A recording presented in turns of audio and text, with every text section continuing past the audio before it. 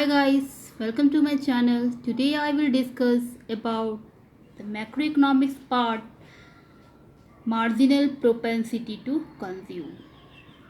Now before the starting video, I would like to say a very good day to all of you. Now come to the topic.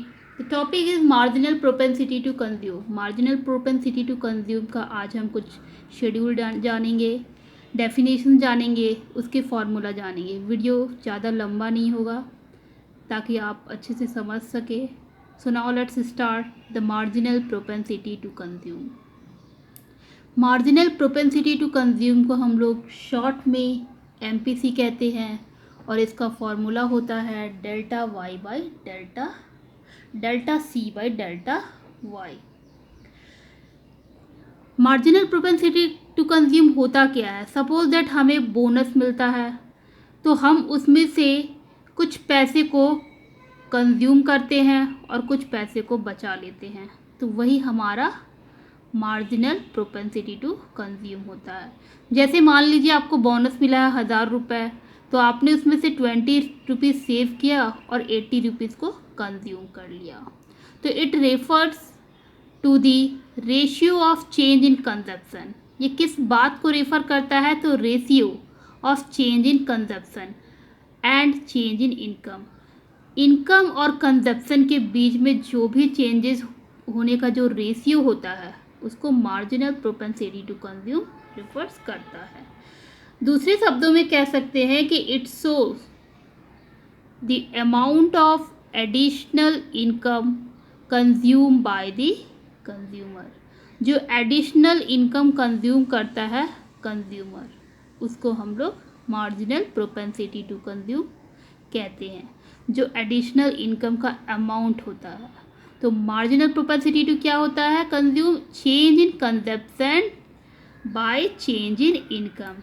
तो consumption से जो income में change होता है. Marginal propensity to consume का formula होता है delta C by delta Y. C stand for consumption and Y stand for income. अब आइए इसी चीज़ को एक शेड्यूल के द्वारा समझते हैं. यहाँ पे देखिए इनकम दिया हुआ है और कंजप्शन दिया हुआ है. इससे हम लोग एवरेज निकालते हैं तो सी बाई वाई यानी कि कंजप्शन बाय इनकम होता है. अब डेल्टा वाई और डेल्टा सी यानी कि डेल्टा सी और डेल्टा वाई निकालने के लिए हम लोग क्या करते हैं? इनकम में देखिए कितना का डिफरेंसेस है, 100 का, तो वो हमारा डेल्टा वाई हो गया. इसी तरह हमारा कंजप्शन में कितना का डिफरेंसेस है?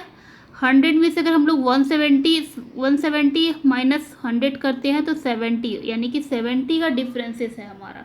तो ये हमारा डेल्टा सी और डेल्टा वाई निकल गया है. अब हम फार्मूला पे जाएंगे. तो formula marginal propensity to consume का फार्मूला क्या कहता है कि delta C by delta Y यानी कि कंजप्शन को जब हम इनकम से डिवाइड कर देंगे तो हमारा मार्जिनल प्रोपेंसिटी टू कंज्यूम आ जाएगा. तो यहाँ पे देखिए डेल्टा सी को जब डेल्टा वाई से डिवाइड करते हैं तो 0.7 यानी कि मार्जिनल प्रोपेंसिटी टू कंज्यूम. जब इनकम 100 होता है तब भी 0.7 था, 200 पे भी 0.7 था और 300 पे भी 0.7 था. जब कंजप्शन 170 था तब भी 0.7 था और 240 था तब भी 0.7 था. अब इसे एक डायग्राम में देख सकते हैं. यहाँ पे देखिए B C equal to Y यानी कि बी जो पॉइंट है, एक एक्स एक्सिस और वाई एक्सिस. एक्स एक्सिस पे इनकम दिया हुआ है और वाई एक्सिस पे कंजप्शन दिया हुआ है. तो बी जो पॉइंट है इंटरसेक्शन का वो होता है कंजप्शन और इनकम के बराबर है. यहाँ पर आप देख सकते हैं कि बी जो पॉइंट है वो क्या है? कंजप्शन और इनकम के बराबर है. Marginal propensity to consume C equal to A plus B Y minus T. The B represent the proportion of income. B किसको रिप्रेजेंट कर रहा है? Proportion of income consume by the marginal propensity to consume and proportion means it is the change in consumption. मतलब कि consumption में जो changes आ रहा with respect to the change in income, income के चेंज से. The function assumes that the MPC is fixed. MPC क्या होता है, फिक्स्ड होता है। MPC equal to delta C by delta Y यानी कंजप्शन ऑफ इनकम। अब MPC equal to marginal propensity to consume.